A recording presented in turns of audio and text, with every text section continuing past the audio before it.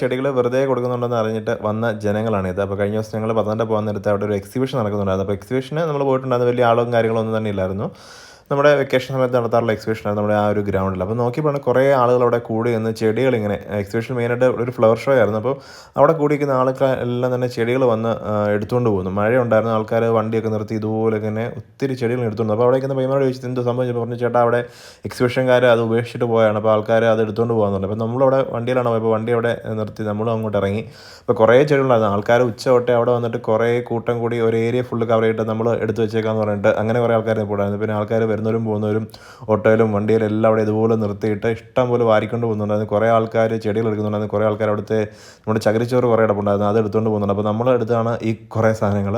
അപ്പോൾ ഒരു കുറേ ഉണ്ടായിരുന്നു കേട്ടോ, 10-50ഓളം ചെറിയ അവരെനിക്ക് തോന്നുന്നു കഴിഞ്ഞ ദിവസം 30 രൂപയ്ക്ക് അവർ വിൽക്കാൻ വെച്ചിരുന്ന സാധനമായിരുന്നു. അപ്പോൾ മഴയെല്ലാം വന്ന് അവസാനം എക്സിബിഷൻ കൊള്ളായി. എക്സിബിഷൻ വല്ലാതെ വിജയിച്ചൊന്നുമില്ല. അവസാനം അവർക്ക് കൊണ്ടുപോകാൻ പറ്റാണ്ട് ഉപേക്ഷിച്ച സാധനമാണ് ഇതെല്ലാം തന്നെ. അപ്പോൾ ആൾക്കാർ നോക്കിയപ്പം വെറുതെ കിട്ടുന്നതാണ്.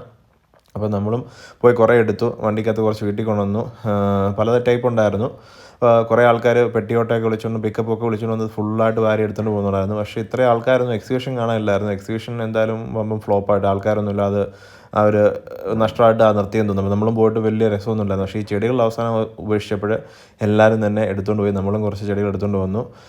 കുറേ ആൾക്കാർ അവസാനം ആ ഗ്രീൻ മാറ്റൊക്കെ അവസാനം വിരിച്ചേക്കുന്ന നെറ്റൊക്കെ എടുത്തുകൊണ്ട് പോകുന്നുണ്ടായിരുന്നു.